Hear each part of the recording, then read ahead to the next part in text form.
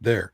Welcome into the Friday edition of Main Street Sports Today, presented by Mid Tennessee Bone and Joint. I'm Maurice Patton. That's Wade Neely. We're coming to you from the Mobile Lee Company studios of our humble abodes. And Chris Yao continues to be on vacation. Should be back with us when we are next on these airwaves. Can you That still say works. that? I think so. I think it works on the internets. On the interwebs. Yes. Mm-hmm. Yes. So Chris should be back tanned and toned. Well, maybe not toned, but relaxed and ready to get after it. So big Friday show today. We've got Alan Bell, betting analyst from CBSSports.com, joining us here in the next segment. Going to talk a little bit more about the NFL situation that we delved into a little bit yesterday that Titans offensive lineman Nicholas Petit-Frere got caught up in. He wasn't the only one. So we'll talk a little bit more about that with Alan. Also, as we do on Fridays, we'll be catching up with Jeff Ham, who was kind enough to allow us to bump him from his second segment. We're going to catch him at the top of the 3 o'clock hour, get caught up on the sounds, and obviously we'll talk a little Braves and talk about the weekend. So should be a fun next hour and a half here. We're going to start it off with something that's not so fun in the top story here in a few minutes. But before that, Wade, how's your Friday so far? Have you been outside today? Been inside, been outside, been here, been there, been everywhere, brother. But if you have been Friday. If you have been inside and you've been outside, then clearly you know that inside is much better right now. I can 100% attest that is accurate because it is. Just went to lunch about an hour ago, and oh my goodness, about melted to the sidewalk. I feel like just walking out the door, right? 93 degrees right now in Franklin, supposedly. So make of that what you will. So hope you guys are staying cool, and if not cool, at least hydrated. But yeah, we're going to get into things. We're going to start as we usually do with yesterday's scores, today's schedule, and the rest of the weekend schedule on the rundown. This is the rundown. The Friday rundown is brought to you by Chip Walters of Exit Realty, Bob Lamb and Associates. The voice of the Blue Raiders also wants to be your trusted advisor in real estate. Contact Chip today at 615-542-1915 or through his website at choosechip.net. Chip Walters, proud to support youth sports across Middle Tennessee. Results last night in Major League Baseball we go is the Marlins 2, Red Sox 0. The Brewers in a tight one versus the Mets 3-2 your final there. How about the Astros? 14 runs, 0 for the Cardinals, including a Bregman grand slam at the end just for fun. Why not? It was the Phillies 3, the Cubs 1. And in minor league baseball, we'll hear from Jeff a little bit later as Mo mentioned to you guys. It was 5-1, the Sounds with a nice win over Memphis. On the hardwood in the WNBA last night, it was the Mercury 85, Fever 63. It was the Lynx 99, Storm 97. Very tight contest there. And the Aces, after all the talk we had on the show yesterday, they put a beat down on the Liberty by the end of it. 98-81 your final there as the Aces continue to roll along. Schedule coming to you today, post-19 Independence Day Classic. Woo, we got quite a few games today. We'll run through them all here. No, these aren't all today. Oh, excuse me, over the weekend, big pardon. Yes. Thank you for that. Yes. Thank goodness. I was going to say they're out there playing ball all day in this heat. But what I can tell you is the Cyclones and the Flyers, both 17U squads will get underway at 2:30 p.m. That can be seen on CSCC. Also, No. At Columbia State Community College. CSGC. Yes. There we go. We said it was a freaky Friday here, Mo. The Cardinals will take on Baldwin, Mississippi. That game comes your way at 2:30 at what I'm assuming is Spring Hill High School. There we go. There you go. Post-19 seniors versus the Flyers. That comes your way at 7 p.m. again at Columbia State. Other couple schedules from that classic. 17U Cardinals versus Evansville, Indiana. That'll be played at 9 a.m. tomorrow at Columbia State. The Cyclones will take on Pontotoc. Hopefully I pronounced that That's right. it. Pontotoc, Mississippi at 11:15. That game's over at Spring Hill. The Cardinals will also take on Tupelo, Mississippi at 1:30 p.m. at Columbia State. Then to the post-19 seniors we go. They will take on the 17U Cyclones at 3:45 at Columbia State. Post-19 seniors will wrap up versus Charleston, Missouri at 7 p.m. at Columbia State. And rounding things out over the weekend, the Cyclones will take on Charleston, Missouri at 10 a.m. at Columbia State. 17U. That's on Sunday. Sunday morning. Yes, sir. 17U, the Cardinals versus Gallatin comes your way at 11:15 over at Spring Hill. Post-19 seniors versus that Pontotoc squad at 12:15, just afternoon on Sunday. And then the championship, after all of that, we'll have two teams battling for a title at 2:30. Again, that game comes your way at Columbia State. Major League Baseball series this weekend. The Nats are at the Phillies in a NL East matchup. San Francisco will be at Citi Field against the reeling Mets.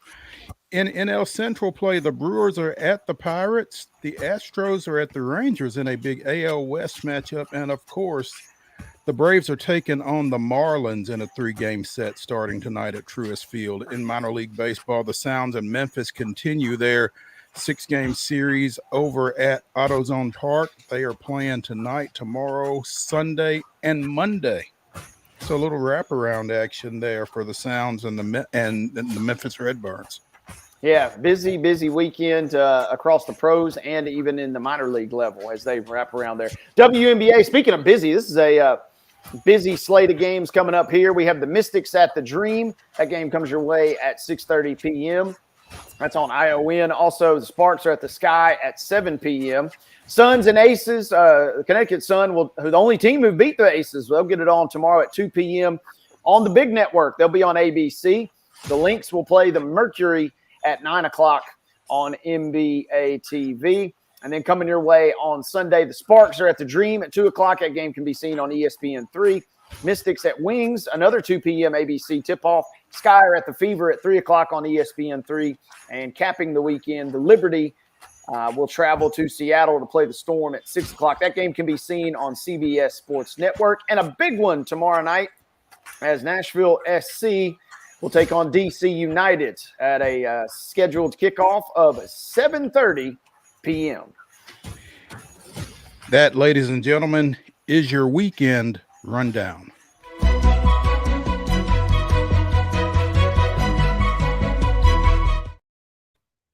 Top story today brought to you by Piggly Wiggly out at Neely's Mill in Columbia. Check them out for all of your fresh cut meats. Check out their daily hot lunch deli counter. So Piggly Wiggly at Neely's Mill taking care of you over there. Wade, you mentioned it off air in a group text.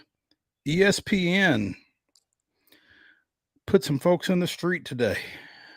The Sporting News has kind of, I guess, compiled a list of the number of on-air personalities that ESPN is in the process of laying off today as part of an organizational restructure by Disney. And among those are some pretty significant names, I would say. Susie Colbert, who has been an NFL sideline. Well, no, she's been a show host, I guess, an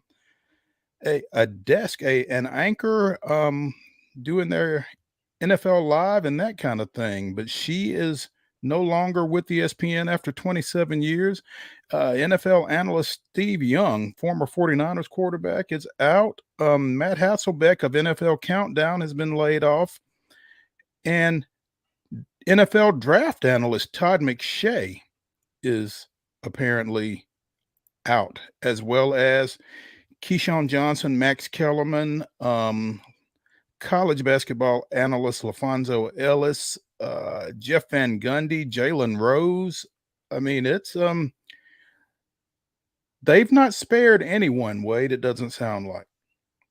No, and I hated to make light of the situation, but I said our top 5 next week should be who's left at ESPN because, man, they did some major house cleaning. And we've seen layoffs over the years at that particular network, and to me at least, I don't recall seeing this many big names leaving in a mass exodus like this. I really kind of first caught wind when Jeff Van Gundy was announced, which is crazy to just think that just a few days or weeks ago he was announcing the NBA Finals, and then 2 weeks later he's looking for a new gig.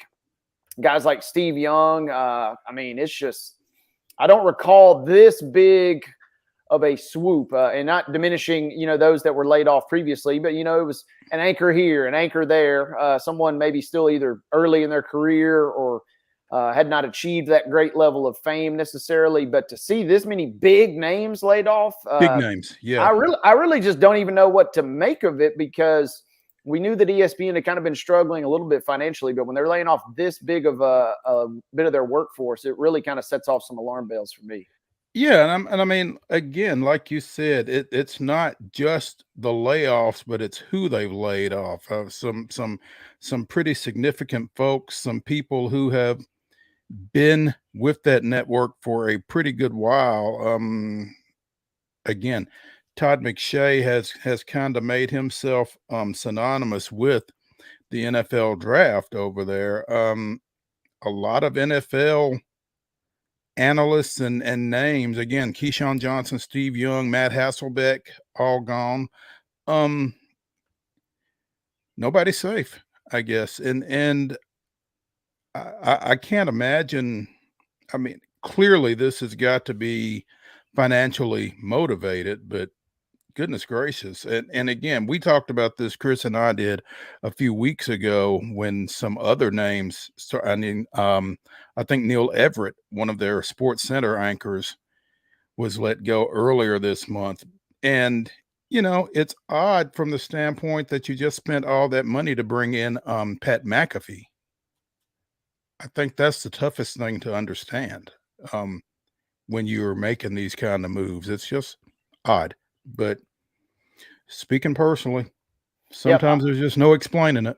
No, odd timing, and again, it's just to me, this doesn't. I without reading, each individual terms of separation, it doesn't seem like Party A could not reach a contract with Party B. It really almost just seems like, hey, why don't you come sit down here at this desk with the two Bobs, and they're going to give you your walking papers. Yeah, it wasn't like a contract negotiation, right? No, it was like the Turk in the NFL running around up in Bristol. Bring your playbook, Yeah, I don't think these were negotiations. I think these were we wish you well in your future endeavors kind of things. So.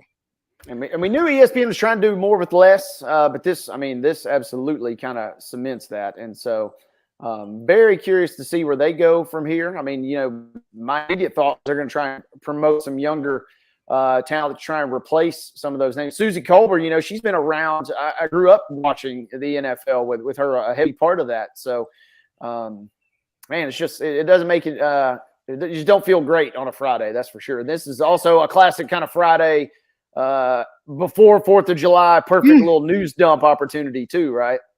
Yeah, I mean, this is a nice little enjoy your 4th, y'all. Yeah.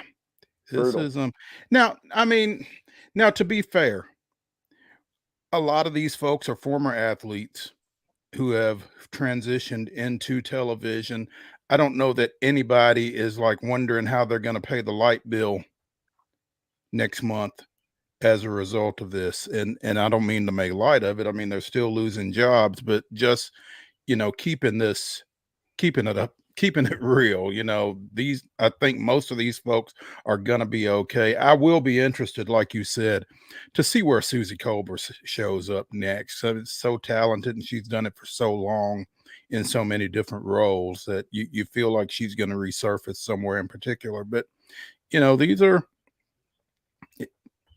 if you look around journalism here over the last 10, 15, 20 years, this happens.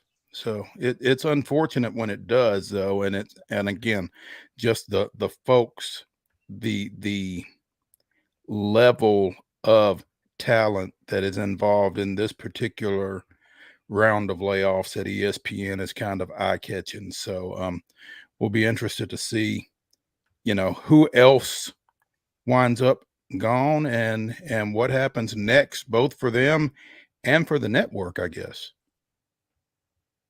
Yeah, that's to me the big question is what's the next shoe to fall?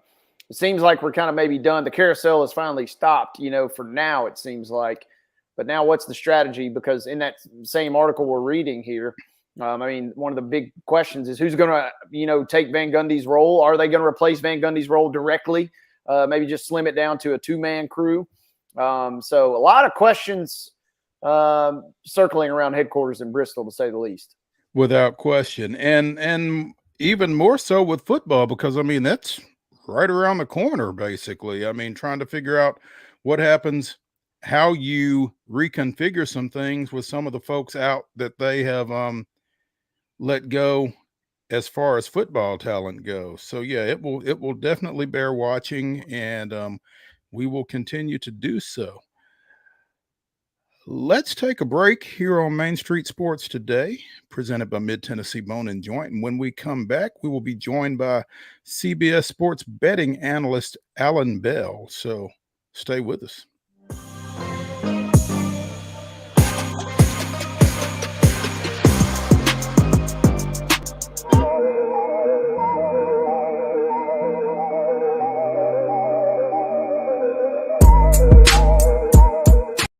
Mid-Tennessee Bone and Joint treats your orthopedic injuries and existing conditions. Our trained physicians will get you back in the game faster.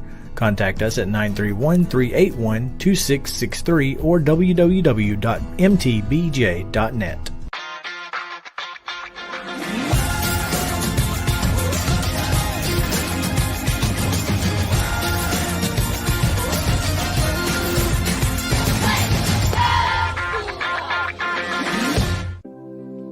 Custom Stone Handlers supplies over 600 distributors and suppliers with quality stone products. Along with River Stone, we produce and distribute over 100 building, landscape, and other bulk products. Our goal is to provide quality products, service, and partnerships to ensure our customers' success. We firmly believe that the measure of any person or company is how they treat other people and customers. Give them a call at 931-490-4990 or visit CustomStonehandlers.com. With Lee Company technology, the best handymen are hands-off. Lee Company techs have been using visual findings and other smart technology tools for years to add transparency and virtually take customers along. You see what we see, whether we're in a crawl space or on a roof. With Lee Company, technology helps us help you, no matter what's happening in the world or at your house. You can't see the sights without the sounds. From the crack of the bat to the roar of the crowd and everything in between, discover what Hit City has to offer. Spend your nights cheering on the Nashville Sounds at First Horizon Park with giveaways, fireworks shows, theme weekends, and more. Single game tickets are on sale now. Visit NashvilleSounds.com to claim your seat today. Piggly Wiggly, located in Neely's Mill Shopping Center, is Columbia's locally owned and operated Cost Plus 10 grocery store dedicated to serving the community with low prices and smiling faces. Piggly Wiggly offers fresh, hand-cut meats daily as well as daily hot plate lunches from their deli counter. You're certain to see smiling faces and a helping hand when you're here at Piggly Wiggly. Come by and check out our fresh produce, high-quality meats, and more. Down home, down the street, we'll see you at the Pig. Mid-Tennessee Bone and Joint has been the official sports medicine provider for Murray County Schools for more than 40 years. We specialize in orthopedic service, and our Ortho Quick Walk-In Clinic lets you bypass the ER. Visit us online at www.mtbj.net.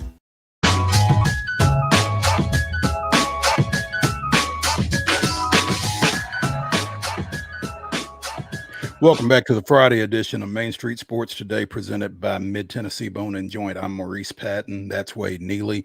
Chris Yao wrapping up vacation down on the Gulf Coast. Looking forward to getting him back in the studio here next week. In the meantime, joining us now is CBS Sports betting analyst Allan Bell. Allan, good afternoon. Man, good afternoon, gentlemen. I appreciate you guys having me. And let me say this. One of your advertisements there, Custom Stone Handlers, they did some work for a friend of mine on the side of their house. Beautiful, perfect work. So I saw that commercial pop up and had to give them a shout out. Yeah, they do excellent work. Hey, I tell you what, there's none better than Ned and that gang over there at Custom Stone Handlers. They do a fantastic job. Alan, before we get into what I brought you on for, I saw a tweet of yours at Allan ALLAN Bell 24/7 earlier today, and in light of what we were just discussing a little bit ago, I wanted to get back to it here. If I can find it real quick. So again, at Allan Bell 24/7. Quick story. Years ago at my first Super Bowl media room, I'm set to talk with Tom Brady. I mean, I'm never nervous with anything, but it's Tom Brady, right? Susie Colbert is sitting next to me. She sees, gives me a quick nudge on the shoulder and says, "You'll crush it, dude." I've not been lucky enough to be in Susie Colbert's presence, but from all indications, everything I've seen, everything I've heard, that's just the type individual she was in the sports journalism world. And I think she's certainly going to be missed. And again, looking forward to seeing where she pops up next. But those were pretty nice words on your part about her as she departs ESPN. Yeah, absolutely. I mean, she's just a certified professional and just awesome. Like, she's just cool, right? Like, she didn't have to do that at all, but it helped a ton, right? And then let me also say this. Like, there was the part of me also nervous looking over saying, that's Susie Colbert. You know what I mean? Like, she's that high level of, just an individual in this game for so long too, right? But absolutely, man. Like, I hate to see everything that's going on over at ESPN. A lot of good people that have put in a lot of work for a really long time. Her being the very top of that, and just wanted to, just put something out in the ether there that she is really, really cool. And I was just a young pup, that didn't know what he was doing. And she saw it. I didn't know her, never talked to her, never met her, nothing. She saw it, identified it, and just, kind of relaxed me. You know what I mean? She didn't have to do any of that. And that's just the type of person that, apparently that she is, man. And couldn't thank her enough for that. So, yeah, can't wait to see what her next spot's going to be, because, she's too good. She's going to be doing it. Yep. Yeah. We talked on our show yesterday about the NFL suspension of Tennessee Titans offensive tackle Nicholas Petit-Frere for violating the league's gambling policy. We talked about Petit-Frere because he was the most significant to us. And it was particularly odd that he was suspended for 6 games for betting on non-NFL sports at the club facility. There were 3 other players suspended yesterday as well, including now former Colts Isaiah Rodgers and Rashad Berry and free agent Demetrius Taylor. They are suspended through at least the entire 2023 season after betting on NFL games last season. Now, Alan, again, you are a betting analyst for CBS Sports. As professional sports and sports books get closer with each other, do you feel like this is going to be more of an issue? Do you feel this is too much of an issue? I mean, where is this? Because I think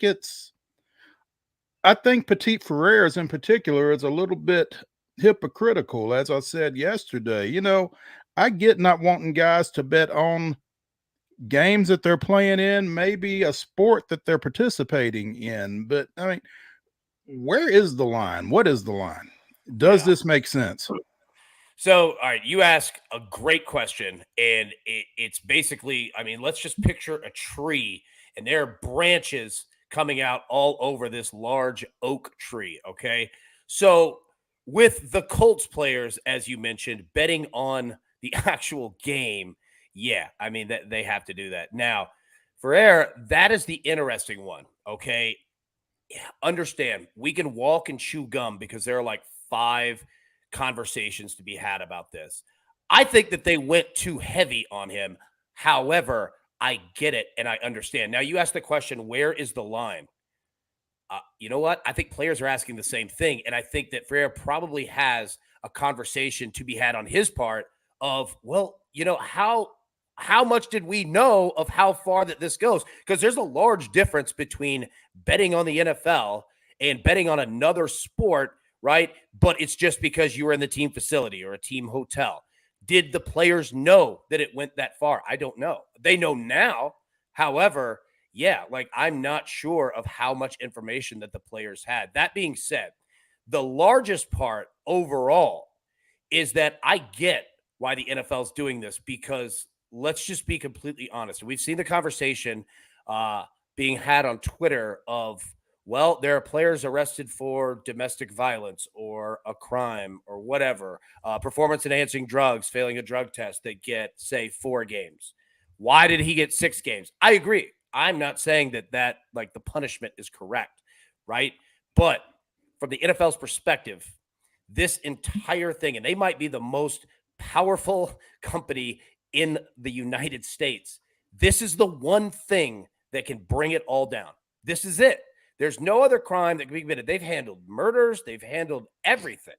This is the one thing that can bring the entire operation down, because if you ever lose credibility, you will never get it back. It's impossible to get it back, and it's done. It's absolutely done. So that being said, there are a lot of conversations to be had, but overall, I absolutely get why the NFL is so heavy-handed with this, because it's the one thing that scares them to death.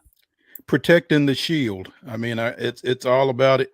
The league's integrity, I guess, and like I said again, with the Petit Ferrer situation in particular, I don't know how what he did threatens the NFL. I get that you can't have guys betting on games that they may have some impact on, or that they may know something about. They may know somebody's injury situation, something like that.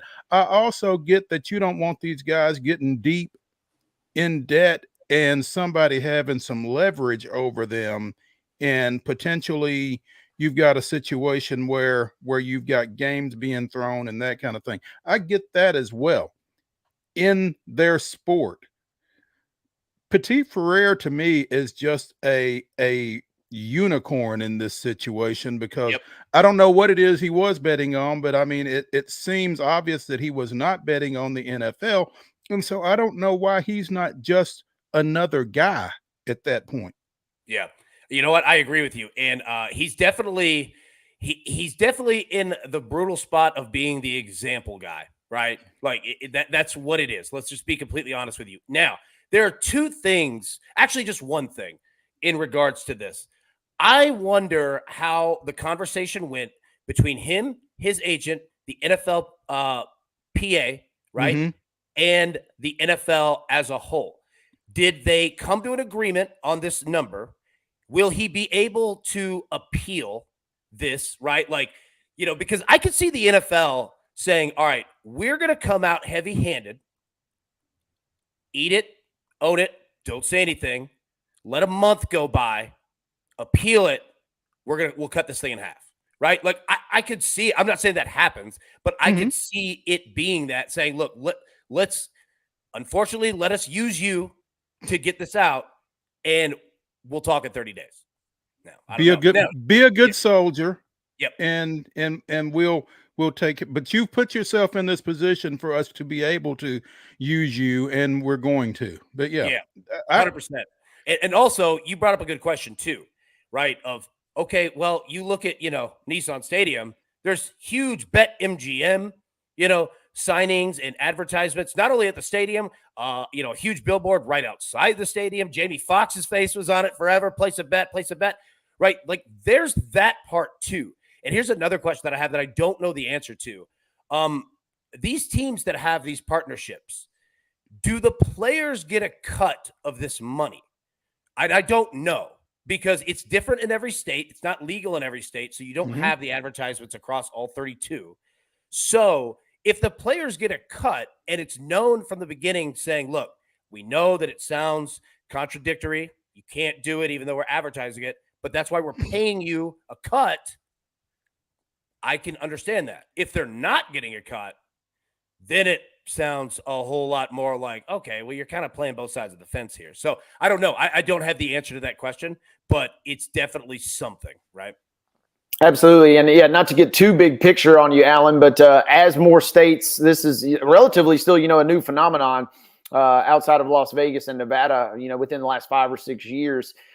As leagues in particular kind of develop these relationships with books, where do you see this kind of landing? Where do you see this kind of ending? Because as this becomes, we weren't having these stories about suspensions 2 or 3 years ago. Obviously, now it's kind of coming into the news cycle fairly frequently. And I guess I'm curious, how far will leagues, and I guess while we're on the topic of the NFL, how far will the NFL continue to leverage those sponsorships? Because obviously we're talking about a ton of money coming in, but at what cost and at what point do you potentially throw that into question?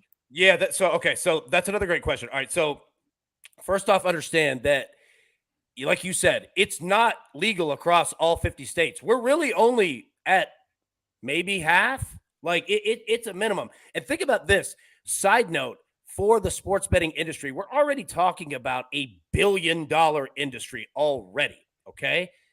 We don't have it legal in California, Texas, and Florida. The 3 largest states in the country do not have it. When they do, that is going to be a massive, massive influx because let's be honest, people are betting in these states. They have been. That's why there was so much money right out of the gate, because it's not like it's a new product. It's just a new legal product, right? Now, you ask about how it's going to go in the NFL and how further that it's going to go. Understand this. Sportsbooks, when they advertise with a team, with a show, with anything, their number one goal, all right, the entire goal of the advertisement is to get users to sign up with their book. That's it. That's all that they want. So what you'll see is that they'll always be a part of it for sure, but there is a ceiling on this, right? Like you'll see books move of where they go of, all right, we're going to advertise here, we're going to advertise there, because it's a game of getting new people. So they'll always be involved, but beyond, like we're seeing some stadiums put sports books in the stadium, right? Like, which is crazy to hear, but that's about as far as it goes. So understand that it's here and it's prevalent, but there's not a whole lot more because you kind of maximize what you'll get out of that market. Then you just start looking elsewhere. You'll start looking at betting shows. You'll start looking at radio shows. Like it's just a circle that they go around, if that makes sense. Allan Bell, betting analyst for CBS Sports, joining us here on Main Street Sports Today, presented by Mid-Tennessee Bone and Joint. Allan, I don't know how familiar you are with the rules and regulations surrounding gambling in other professional leagues, but does anyone else that you're aware of have the hands off on betting on other sports in certain instances?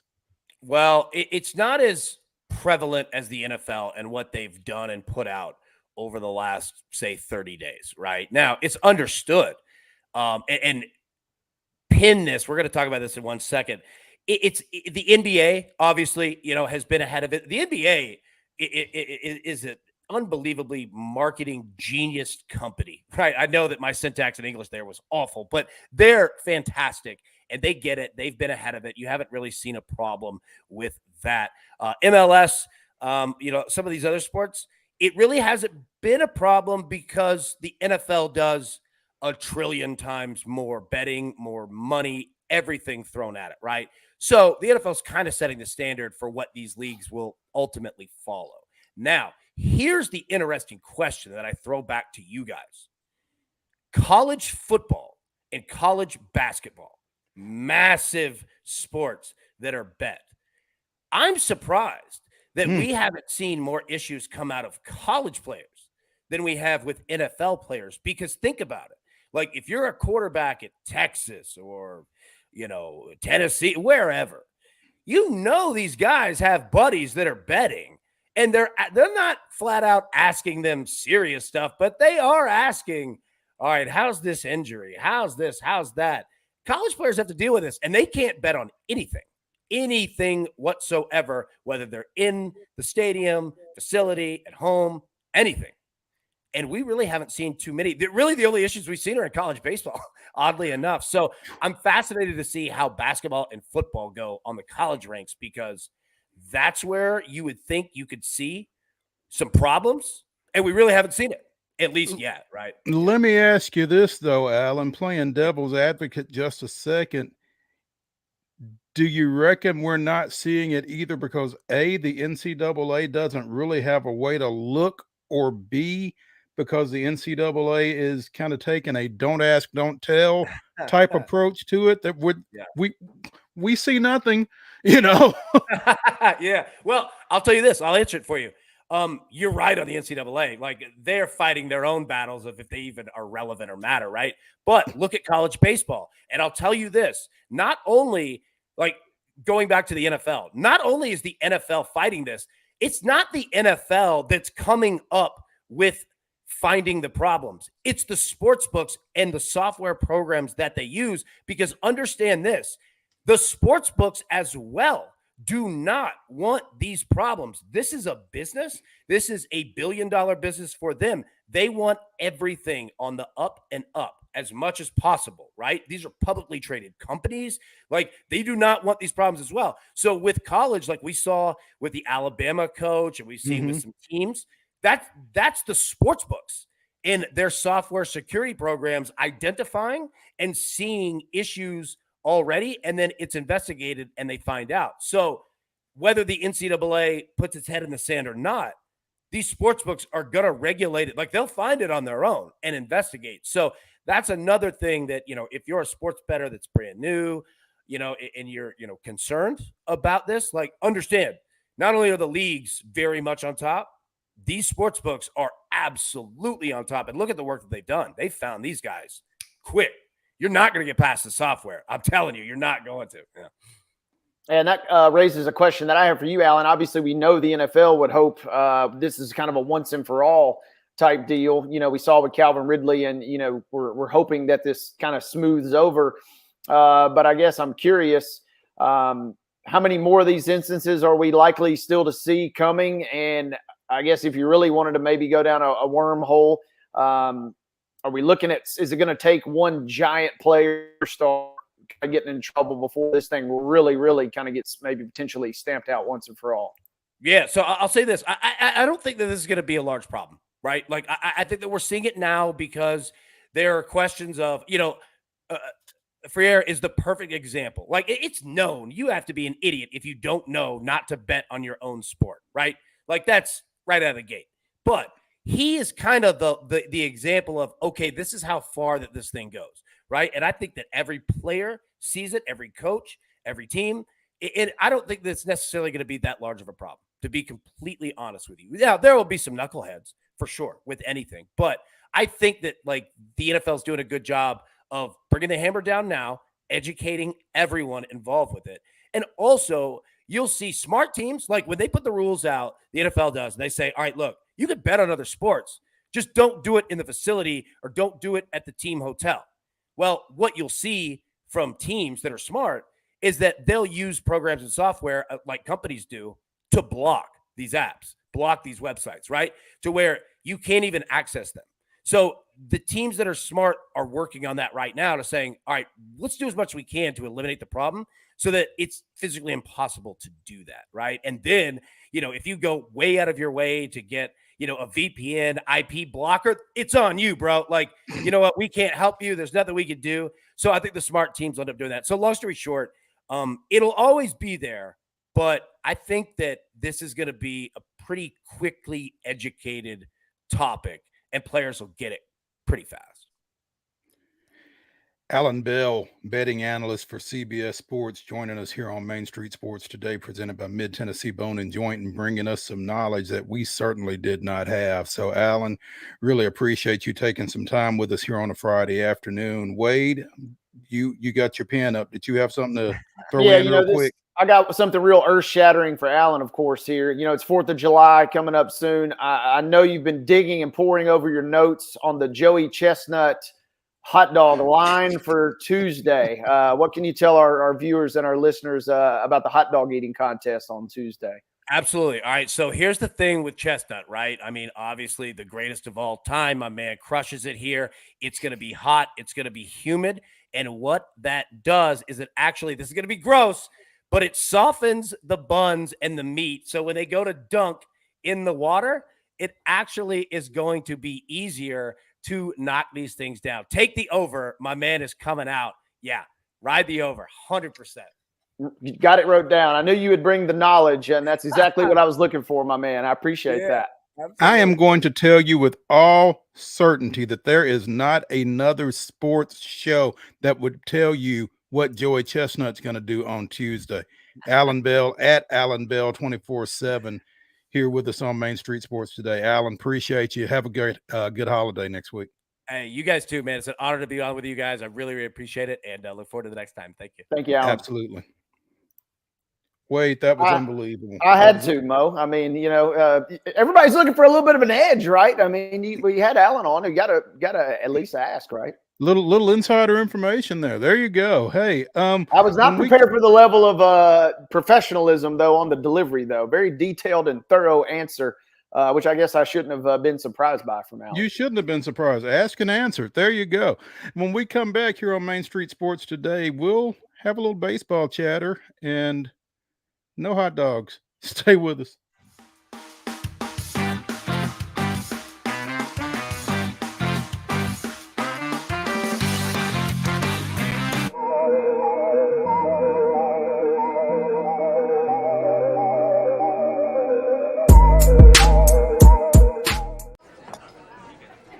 You've been putting back a few, and a few becomes a few too many.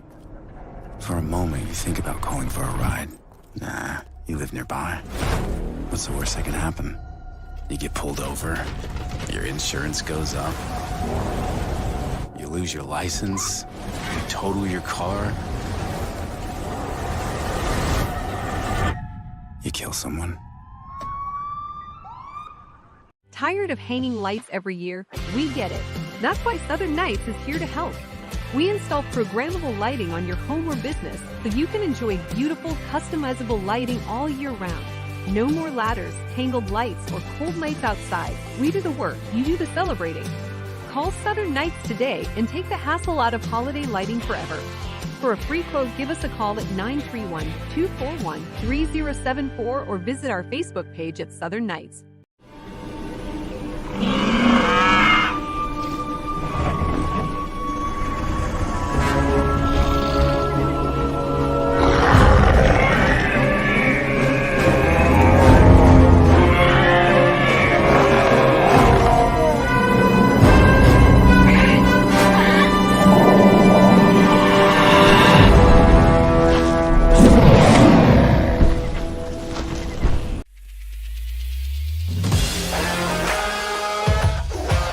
Hockey in Music City just hits different. It's one big honky-tonk party. It's the sea of gold in the crowd, the goals, the saves, the celebrations.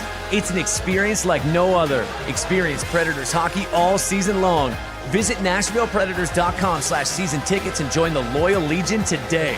That's NashvillePredators.com/tickets, and we'll see you at Bridgestone Arena. There is nothing better than drinking an ice-cold beverage while taking in a Nashville Sounds baseball game. Hi, I'm Stephanie Miller with Mornings on Main Street.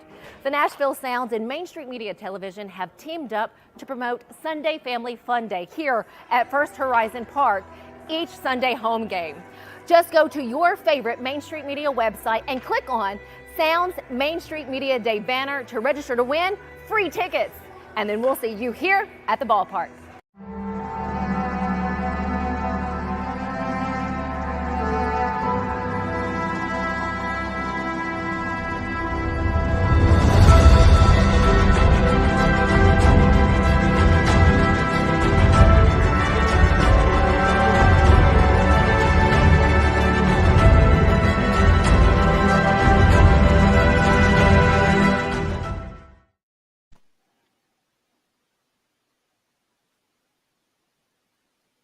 Mo, you're muted. Muted, Mo. Dang it. Sorry. Thank you. Let me try this again. June 30th, 1970, in the debut of Cincinnati's Riverfront Stadium, the visiting Braves ruined the festivities with an 8-2 win over the Reds. Hank Aaron gave Atlanta an early lead with a 2-run homer off Cincy starter Jim McLaughlin in the first, the park's inaugural long ball, and Rico Carty added a 3-run shot in the third. Later renamed Synergy Field, the Reds played their final game in the facility in 2002, losing 4-3 to the Phillies on September 22nd. And that was this day in Braves history. And eventually I'm going to figure out the mute button. But at any rate, Riverfront Stadium opened and closed with a Reds loss. The former tough luck. To the Braves. That's grand opening, grand closing. They won a lot in between, though. Yeah. Big weekend for the Braves as they've got the second place in the NL East. Miami Marlins coming in for 3 games. Battle of 2 teams with matching 5-game win streaks as of today. And it's a big night at Truist Field because Mike Soroka will toe the rubber there for the first time since August 3rd, 2020. The 2 starts that he made earlier in the year were both on the road, so I'm sure he'll be excited about getting back there. 2020 was when he tore his Achilles the first time, and it's been a long road back for him, and I think the Braves would really like to see him put something good out there tonight. Had a pretty good start in his last start, I believe it was, down at Gwinnett. Went 6 1/3, 6 2/3, no hits. So it'll be fun to see what he's able to do tonight.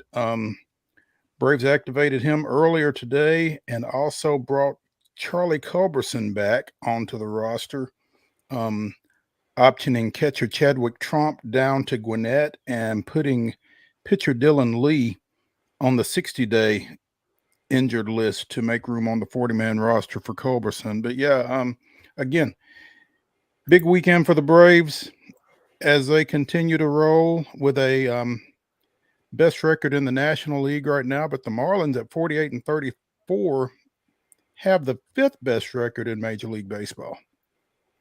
So. And I was just getting ready to say, this to me is another one of those series that with the heater that Atlanta has been on, which obviously has virtually been the entire season, but especially in the month of June, winning 2 out of 3 seems like a solid target. But realistically, like we've discussed earlier this week, I'd like to see Atlanta really kind of turn the screws and let the rest of the league know what they're really about. It's one thing, to rough up the Twins and take all 3. But if you can take all 3 versus one of your division rivals, I mean, that just kind of further cements how good they are and just kind of keeps the rest of the league on their toes right now because they are the hottest team in the league. If you were to somehow take all 3 from the Marlins here this weekend, that puts you up 9 games on the second place team in the NL East. Like we said, you can't win it in June, but you can sure put a lot of distance between you and your competitors. And the Braves have been able to do that here over the last couple of years. Again, they had a fantastic June last year, and right now they sit at 20-4 here on June 30th for the month. So they got a chance, but I think it starts tonight. And again, it starts with what we see out of Soroka. I think he put up an ERA of 8.38 in his 2 starts earlier this year, one out at Oakland, and honestly do not remember when the other one was, but it was on the road. But, I think they want him to kind of help solidify this rotation, especially as you continue to roll without Max Fried and without Kyle Wright. And so if you can get him to the point where he can give you 5 or 6 solid innings on a regular basis and turn this thing over to this bullpen that's really been working well of late, I think that's certainly a plus for a team that's already got a lot going for it. So big one here tonight. That's a 6:20 start here locally. 3:10 tomorrow, you've got Perez going for the Marlins and Charlie Morton for Atlanta. And the Sunday finale at 12:35 is Sandy Alcantara for the Marlins and Spencer Strider for the Braves. So 3 big ones here.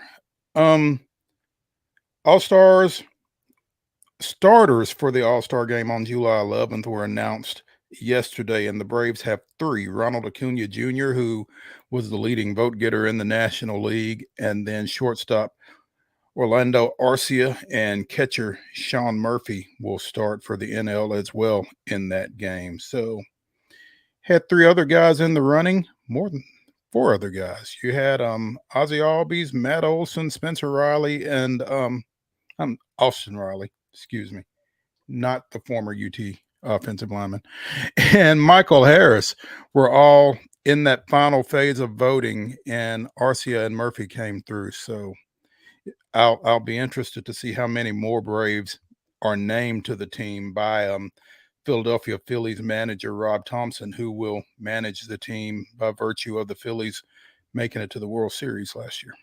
And he probably won't be too happy about having to pin those Braves names in there, I would imagine.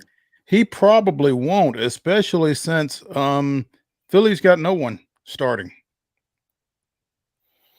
Yeah, that's going to be a tough pill to swallow. It'll make for really good clubhouse banter, if nothing else, though. Yeah.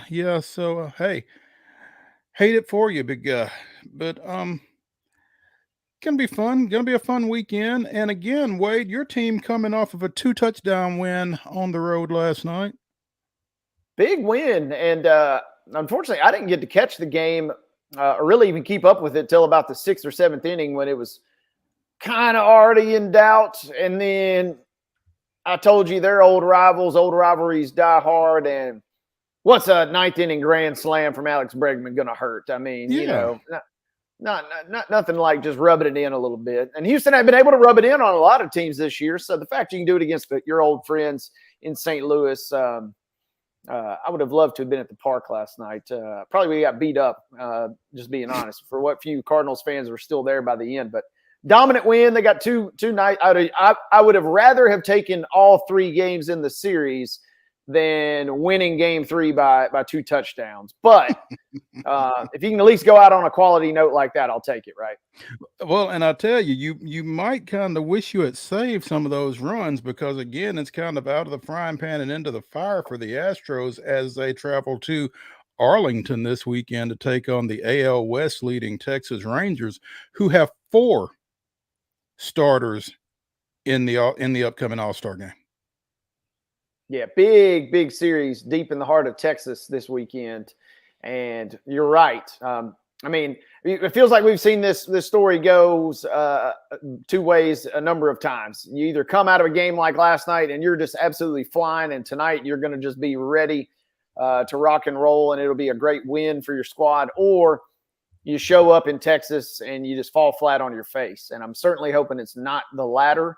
I think it's going to be a fun, competitive series. I hate to say it, but I probably will give the Rangers a 2 out of 3 edge, you know, if I was quote unquote handicapping the series. But if Houston can come out and get 1 tonight, then okay, now it's game on for the rest of the weekend. The Rangers surging. I don't know that anybody really expected them to be where they are right now at the onset of the season, but they are sending catcher Jonah Heim, second baseman Marcus Semien, third baseman Josh Young, and shortstop Corey Seager to the All-Star game in Seattle as starters. So that's this is a team that's gotten it done on the field for sure, and it's showing up. And like you said, this is going to be a big one this weekend. If I don't know, Wade, if Houston cannot get swept, this may be a good thing. Yeah, I mean, the way they've played to this point, I'm not sure just how high the expectations are really. No, and Houston, you're right. They're kind of clicking on all cylinders right now. And the Astros are still kind of just sleepwalking. I guess the good thing is, as long as they can just stagger and get into the postseason, they're capable. Doesn't matter where they finish, right? As long as they get into the postseason, they can maybe go on a little bit of a run if they're at full strength. But it certainly makes it a heck of a lot easier if you can just take care of business and win the division. And you don't want every day that seemingly passes, Texas is growing more and more confident. We've talked on this show about the Angels as well, growing in confidence too. So it's one thing when dealing with one team, and now the fact you've got the Angels to deal with as well, that certainly complicates matters, makes it a heck of a lot harder. Oh, no doubt. And we've seen the last couple of postseasons. I'm not necessarily sure how much winning your division really means. Like you said, as long as you get into the postseason, you're saying there's a chance. So we'll see how that works out. But yeah, I think this 3-game series here certainly bears watching. So we will be keeping an eye on that one, in addition to obviously the Marlins and the Braves this weekend. Justin, let's go to a break and come back and talk a little Sounds with Nashville Sounds play-by-play announcer Jeff Hem here on Main Street Sports Today, presented by Mid-Tennessee Bone and Joint. Stay with us.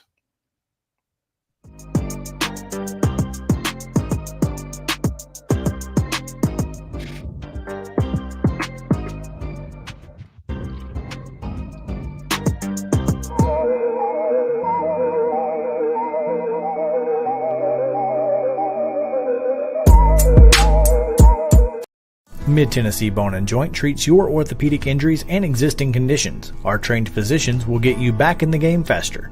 Contact us at 931-381-2663 or www.mtbj.net. With Lee Company technology, the best handymen are hands-off. Lee Company techs have been using visual findings and other smart technology tools for years to add transparency and virtually take customers along. You see what we see, whether we're in a crawl space or on a roof. With Lee Company, technology helps us help you, no matter what's happening in the world or at your house. Jones & Lang Sporting Goods here in Columbia has been outfitting teams, officials, and anybody else from T-ball to college for 50-plus years. Be sure and check them out at 931-388-8060 or online at jonesandlang.com. Jones & Lang Sporting Goods, the look of a winner. Zion Christian Academy, zioneagles.org or 931-388-5731. You can schedule your appointment. Go tour their campus. It is beautiful over there, and you're definitely going to want to see it. Again, it's zioneagles.org. Give them a call, 931-388-5731, and schedule your tour today. Welcome back to Today's Better Health. I'm Colleen Barton, and I'm here with Dr. Gil Kentoff and Dr. Wendy Toohey, and we're talking about the latest treatments in back and neck pain. Many people, Colleen, come to see us with neck and back pain, and they develop tingling and numbness down the arm or lower back pain that develops into sciatica shooting down their leg. And for these patients, we have an advanced treatment technology, non-surgical decompression therapy that we really introduced to this area. It separates the vertebrae and creates a suction to allow fluids and nutrients back in to heal the disc naturally, relieving pressure on the nerve and on the joint. It's an amazing treatment. We've been helping patients like this for the last 30 years, helping them get back to work, get back to their family, get back to the life they want to live. I mean, it really is amazing. Technology helping us to live pain-free and better lives. Right. And I bet you have a special offer. The first 25 callers will receive an examination, x-rays, review of our findings, and their first treatment, all for $39. Call 615-551-3897 today to receive this special offer. A game without a crowd is just a scrimmage. A performance without an audience is just a rehearsal. Without your presence, high school sports and the performing arts aren't possible. Ensure that these essential extracurricular activities continue to enrich the lives of students in Tennessee. Purchase a ticket to your local high school's game or performance. This message presented by the TSSAA. You can't see the sights without the sounds. From the crack of the bat to the roar of the crowd and everything in between, discover what Hit City has to offer. Spend your nights cheering on the Nashville Sounds at First Horizon Park with giveaways, fireworks shows, theme weekends, and more. Single game tickets are on sale now. Visit NashvilleSounds.com to claim your seat today. Mid-Tennessee Bone and Joint has been the official sports medicine provider for Murray County Schools for more than 40 years. We specialize in orthopedic service, and our Ortho Quick Walk-In Clinic lets you bypass the ER. Visit us online at www.mtbj.net.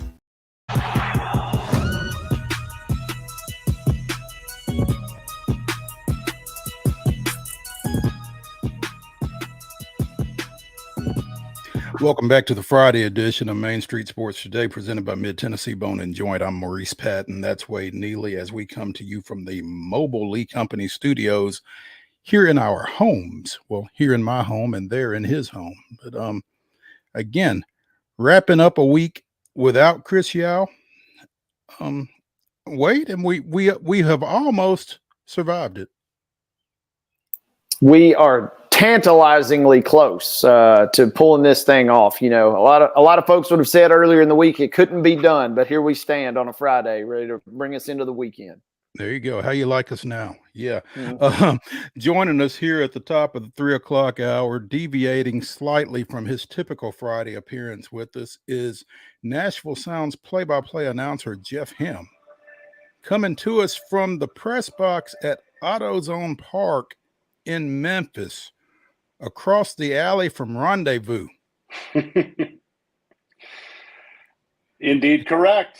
Good Have you been yet? Guys. I have not this trip. I have not had it yet this trip. But you are right. It is a stone's throw away from where I sit right now, here in lovely, warm, sticky Memphis, and I'm honored to try to help usher you to the weekend without Mr. Yao joining us. Well, hey, every piece of help we can get to get toward the finish line, man, we appreciate it. Hey, sounds off to a great start down there after the back-to-back off days, which I imagine had to be a little odd for everybody, including you. Yeah, it is odd. I was talking to a couple of the players about it yesterday. I mean, you know, we're used now at AAA to having the every Monday off day. And a lot of times it wouldn't have been the case this week because it's an easy bus trip down here. But a lot of times the team is traveling on the off day. And yeah, they're resting from a ball playing standpoint, but there's still something on the calendar that they've got to do. Having the back-to-back off days, coming off of a Sunday day game at home, and then coming to Memphis Wednesday morning, they truly did get a couple of days off. And with the way they've swung the bat so far in this Memphis series, I think they got some rest. It's been a pretty good start so far, and that was a great homestand between the crowds and the way the team played and going 9-3 over a 2-week stretch. You knew they were going to enjoy being in their home park in front of the home fans, but responding with the wins and losses the way they did, and then a couple of days off, coming out, swinging the bats the way they have in Memphis, terrific start to the series and the second half. It's been a really enjoyable 2.5 weeks for this team, and they've won 11 out of their last 14 as a result of that. Almost as hot as the weather are the Nashville Sounds, winning Wednesday at Memphis 12-4, and then last night 5-1 behind a big performance from Jansen Junk. Yeah, the starting rotation has been outstanding. I mean, it's been going on for a while, and this pitching staff as a whole has been arguably the best in the league, if not close to it, all year. So it's not like it's brand new in that sense. But they in this stretch where the team has won 11 of the last 14, so a 14-game period, there have been 9 times now, and I always think of Ferris Bueller with 9 times, but there have been 9 times in that 14-game stretch the starter gave up 1 earned run or none. 9 times out of the 14, 1 earned run or 0. That's how good the starters have been. It got Thomas Pannone called up the other day. He's in the Brewers bullpen now as a long man. Terrific pitcher down here. Very well deserved. Cool to see him get another big league shot. It had been a few years with him without some big league time when he was a Blue Jay most recently in 19. You mentioned Jansen Junk, tremendous again. And what we're seeing that is a separator, I think, at times from, say, AA to AAA or AAA to the big leagues, whatever level, a guy like Jansen Junk, he does not throw 98, 99, and he throws a lot of strikes. Well, it's one thing to throw a lot of strikes. It's then another to have them be quality strikes and to live on the edges and to be all over the perimeter of the zone. A lot of guys can throw a lot of strikes and just put it down the middle and get shellacked. But when you're on the corners, the way Jansen's been the last couple starts, you can have the kind of numbers that I mentioned the rotation has had as a group. So these guys are not just throwing a lot of strikes. It's quality strikes, and it's getting them into good counts. It's getting weak contact. It's getting ground balls, and it's allowing them to go deep into games. And man, the load that takes off the bullpen. AAA, a bullpen cannot always be handled the way it can in the big leagues. A lot of times at AAA, it's just who's the freshest, who do we need to get in there, who's most available. When they're giving when the starters are giving the length that the Sounds have given, it allows Rick Sweet and pitching coach Jeremy Accardo to be a little bit more matchup based and to treat it a little bit more like a big league bullpen and bring in the lefty when you really want the lefty, or bring in a righty for a stretch of righties, or whatever the case may be. So the byproduct of the good rotation the last few weeks has made every other part of the team better. And I think that's why we're seeing some of the win-loss record be so positive for this team right now. And it certainly doesn't help when you can go to the bullpen and bring out an Abner Uribe like you like you tweeted last night. 1, 2, 3, 8th on 10 pitches, 8 strikes, several heaters, including one at 102. 102. And it was on the edge too. I mean, 102 on the outside edge. I mean, good luck if you're a hitter on that.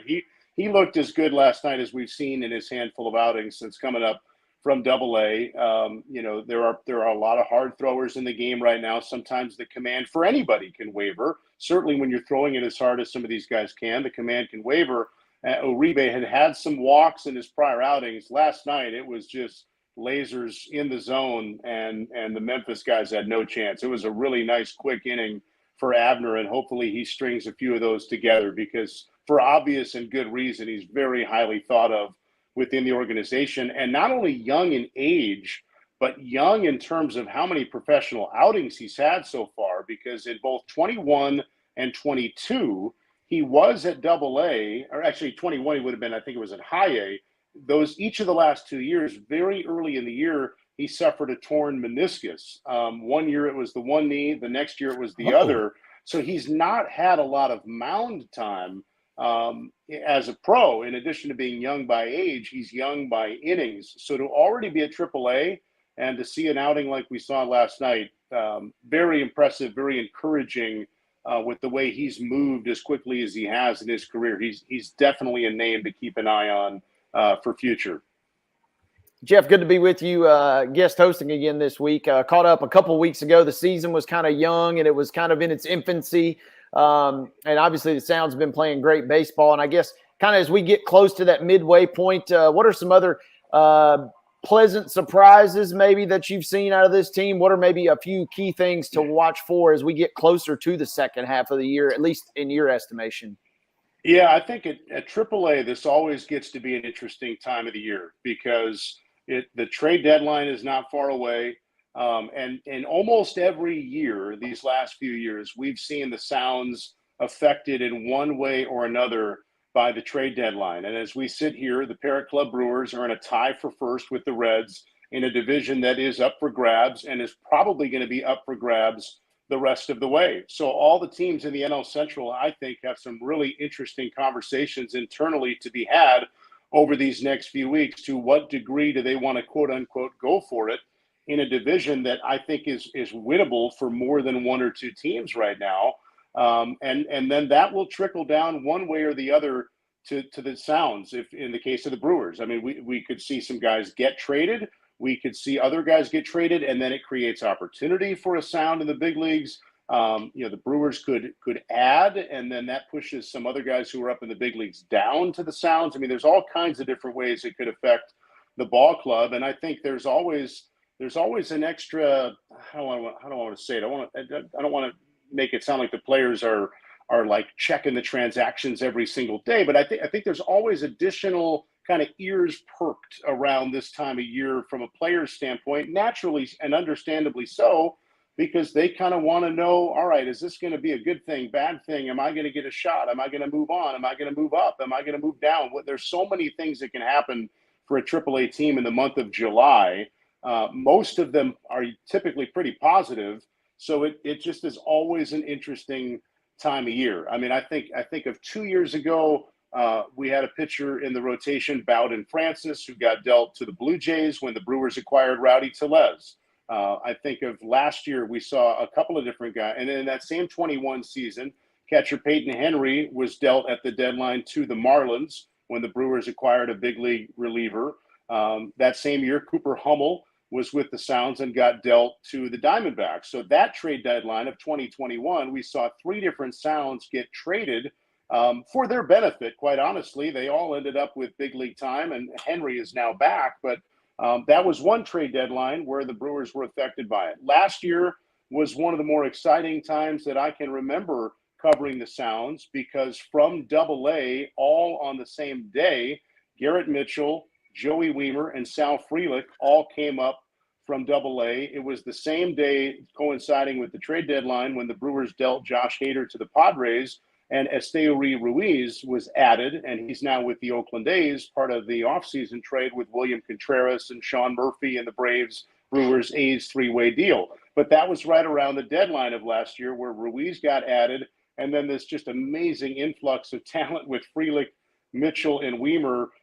Really unprecedented to have that volume of prospects all come up on the same day from a level. So that was last year, and that was very different from 2021, but equally effective to the AAA team. So it's a fun time of year. It's a curious time of year. And when you've got a parent club atop a division like the Brewers are, you know, in some way, shape, or form, the AAA club is going to be affected over these next few weeks. And you know, last year and the year before, really, it wasn't all at the deadline day. It was like in that 2021 example with Francis getting traded when Rowdy Tellez was acquired. Memory serves, that was more like early to mid-July. It's not always right up to the deadline. These teams can make moves in advance of the actual deadline day. So it's a fun time of year. It's always eventful, and we'll just have to see how it plays out. But that's, to answer your question in a long-winded way, Wade, that's what comes every year around this time, and it makes AAA ball, I think, really exciting. And you nailed that exactly the way I thought it was going to go. It seems like there's a lot to be excited about. There's that element of the unknown. It just seems like, if nothing else, yeah, it's exciting showing up at the ballpark every day. Well, and the other thing that comes into play just today, actually, about 2 hours ago, this news broke that a young pitcher from Double-A Biloxi, Justin Jarvis, has been moved up to the Sounds. Now, he just pitched last night for the Shuckers, so we won't see him, I don't think, as a Sound on the mound until next week at home against Columbus. But this is the other part of the calendar where typically there's enough sample size from a guy down at Double-A where the parent club thinks, all right, let's get this guy a good chunk of innings or a good couple hundred at-bats down the stretch at the next level, kind of starting to think ahead. All right, if he ends the year at AAA, then it presents a good opportunity to start the next season. So just over the years, we've also seen guys around this time in the calendar, if they're off to a really nice start at Double-A, come up to the Sounds. And that's a really young Biloxi team. It's got some of the top prospects in the game down there with Jackson Churio in the outfield. A lot of people think he's the top prospect in the game. So maybe somewhere later in the summer, he's a guy that comes up. He's a teenager still, so who knows? Jefferson Cairo is a really impressive young catcher, also very young down at Double-A. So somewhere along this July, maybe August-ish period, we see some more talent come up, but we're seeing it just today with a more mature arm who's had a great year at Double-A, and Justin Jarvis, and he'll make his AAA debut at some point here in the next several days. So you've got that going on too. And you know, AAA is not usually affected directly by the draft, but the amateur draft is coming up. And with fewer affiliates now in this revamped minor league system, that at least could affect the Carolina affiliate or the Wisconsin Timber Rattlers affiliate. And sometimes guys will then move up to Double-A or Double-A to AAA because this influx of new bodies is going to come into the system, and they've got to find room for everybody. So draft, midseason promotions, and trade deadline. Other than that, July should be pretty quiet. Jeff Helm, the voice of the Nashville Sounds, joining us here on Main Street Sports Today, presented by Mid-Tennessee Bone and Joint. You can follow him on Twitter if you cannot see the screen at Jeff Helm PBP. That's play-by-play. And Jeff, you mentioned Justin Jarvis coming up from Biloxi. 14 starts for the Shuckers with a 3.33 ERA and 10.8 strikeouts per 9 innings. That's not bad.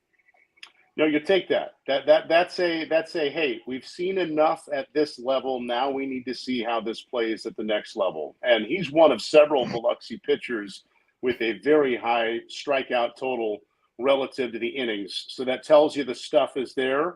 And now it's a test, just like we see guys go up from the Sounds to the big leagues. It's like, all right, let's see how he hangs at this level. We'll see how Jarvis can do at AAA. There's only one way to find out, and that's to send a guy up to the next level and see how the stuff plays. And I'm excited to see Justin next week. And Jeff, I am years and years and more years ago, Daryl Knowles was the pitching coach here for the Sounds. And I asked him, when you're sending those guys up to the next level, what's the one thing that you try to leave them with? And as a pitcher, he said that he would tell them, keep doing what you're doing. What you're doing here is good enough up there. Invariably, it seems that guys don't do that. But what do you see as being the difference as guys come from AA to AAA and how they do manage to be successful or why they're not? Yeah, I think that's great advice that he gave. I think it's very accurate. I think it happens the same way for AAA to the big leagues. Guys who come down will say, you know what, I realized up there that yes, of course the stage is bigger and they're largely better overall than they are at AAA, but it's also the same game. And it's sort of the Hoosiers, let's measure the distance to the free throw line, because it's like this is a different arena, but same game you're going to play. And I think that is largely true. And I think if guys can handle AA, that's a separator level for the most part. And I think by the time a guy's gotten to AAA, he probably can play in the big leagues. Then it's just a matter of opportunity. But the biggest thing is a lot of guys can get off to a good start at a new level. And then you get invariably into this adjustment period where the level or the league figures you out a little bit. They start to make the adjustment, and then it comes back to you as the batter or the pitcher to make the adjustment back. A lot of times I think guys can get up to the big leagues and they're hot right away because they're confident and they've got nothing to lose in the sense of like, you're the new guy, low expectations, just go play. And they can get off to a hot start and then they get figured out a little bit. And then you've got to make the adjustment again. So whether it's AA to AAA or AAA to the big leagues, I think it's not so much right away. It's maybe a couple of weeks in that you start to see sometimes a little bit of a struggle. And then there's that growth period of like, all right, now they've figured this out about me. Now I'm going to work my way back and try to refigure this out about them and make that literal and figurative adjustment. And that's why baseball is a unique sport in the sample size department, because a guy might come up to a new level and have a really good first couple of outings, and you think, man, this guy's on a fast track, and then you look a few weeks later and the numbers have kind of leveled out a little bit, and then it's like, all right, what adjustment's going to be made now to get further adjusted to that level? And it can take a while for even the best of players. That's why I think a couple of weeks ago we were talking about Bryce Terang and Mike Trout was optioned a few times to AAA early in his career. Like it's pretty natural when you go to a new level to have some success mixed with some mixed results. And then after about a month or so, you really figure out the men from the boys and who can hang, because they're going to make adjustments on you and you've got to figure out a way to make some back. Jeff Hem, Sounds play-by-play announcer, joining us here on Main Street Sports Today, presented by Mid-Tennessee Bone and Joint. They'll finish up their 6-game series with Memphis this weekend. 6:35 tonight, right? Is that right? Tonight we've got one more 7:05. Oh, 7:05. Okay. Yeah, and then the three next straight. three are 6:35. Yep. And then coming back with no off day, starting a 6-game series at First Horizon Field on Tuesday against the Columbus Clippers, the AAA team of the Cleveland Guardians. Have not seen them in here in a while either, have we, Jeff? If ever? Nope. This is the only matchup with them this year. We saw them a little bit last year. We've talked about the schedule in a 20-team league. It's got challenges. You're not going to see everybody, and it's not going to have a lot of balance to it. The Sounds have seen a little bit of Columbus these last couple of years. We don't go there this year, but this is the one series that they come in. I always enjoy when the Sounds play Columbus, because I think the Cleveland Guardians are pretty smart and good at what they do, and they usually have interesting players on the Columbus team, young, good players. A lot of them are in the big leagues now with Cleveland. Or in the case like the Reds have Will Brennan. That was a guy we saw with Columbus either last year or the year before. So it's always interesting to see the Clippers, and we'll get a look at them next week and start it right out on the 4th of July.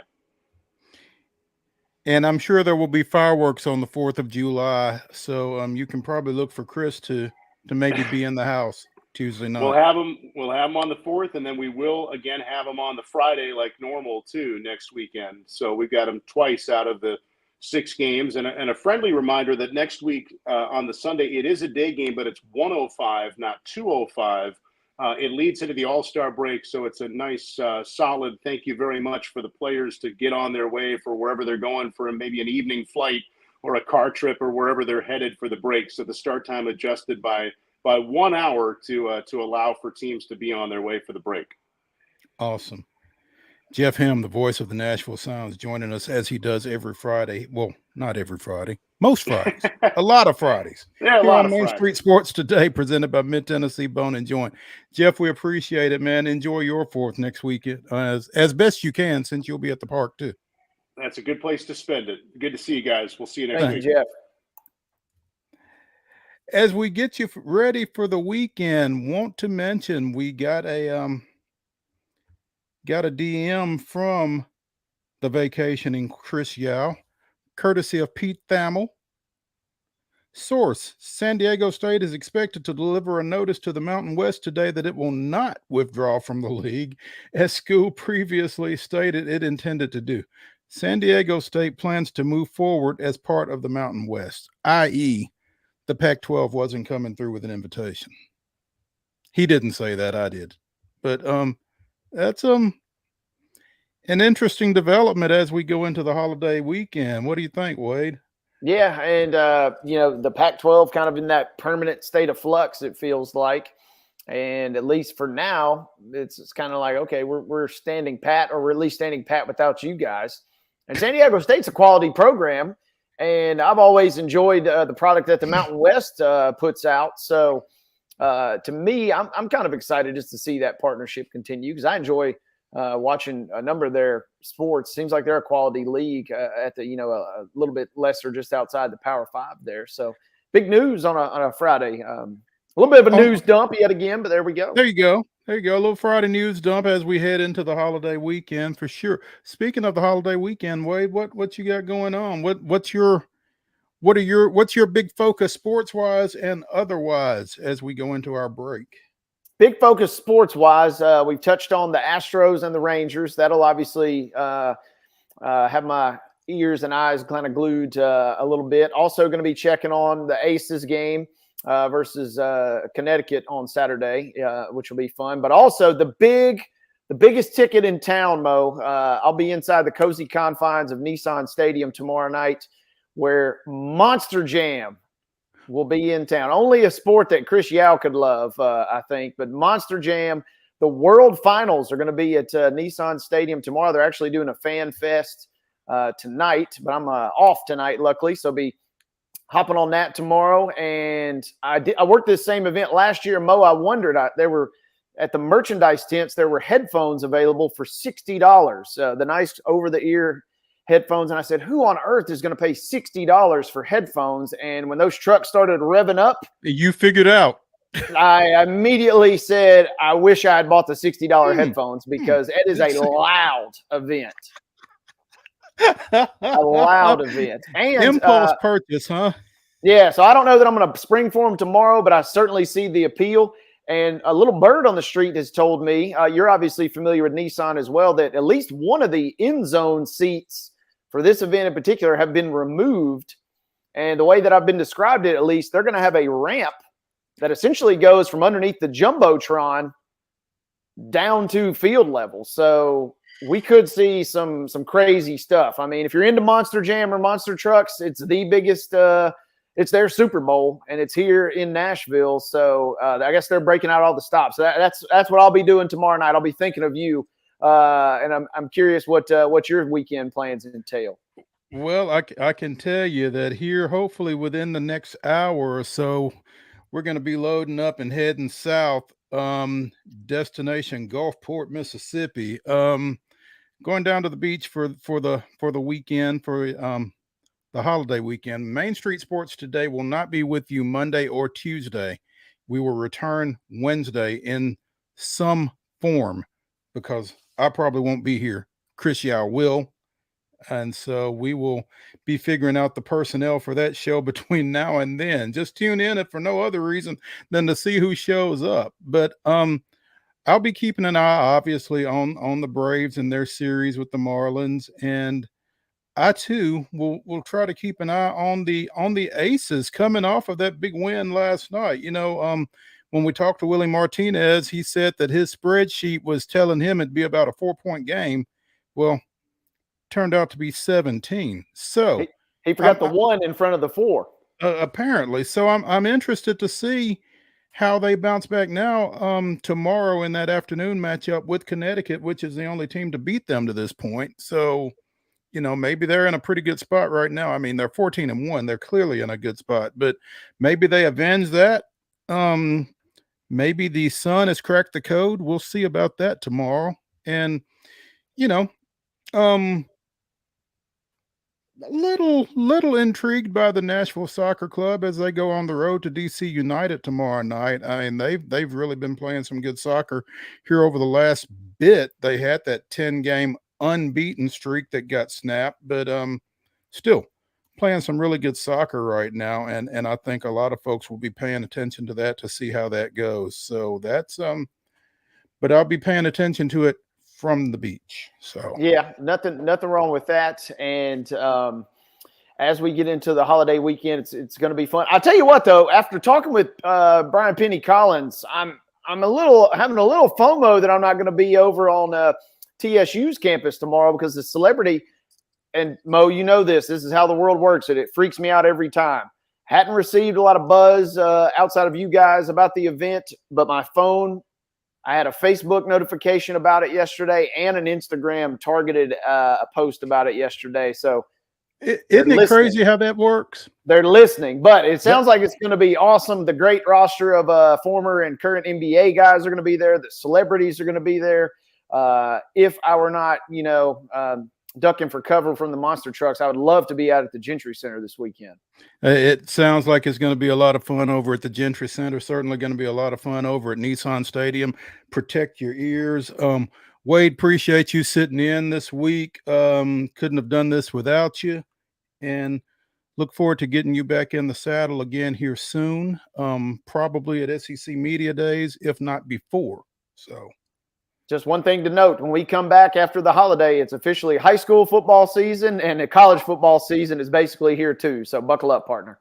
Man, thanks. I could have done without that reminder, but you're absolutely right. Yeah. So thank you all for joining us this week here on Main Street Sports Today, presented by Mid-Tennessee Bone and Joint. We are in the Lee Company studios, and we are about to get out of the Lee Company studios. See, ladies and gentlemen, the weekend.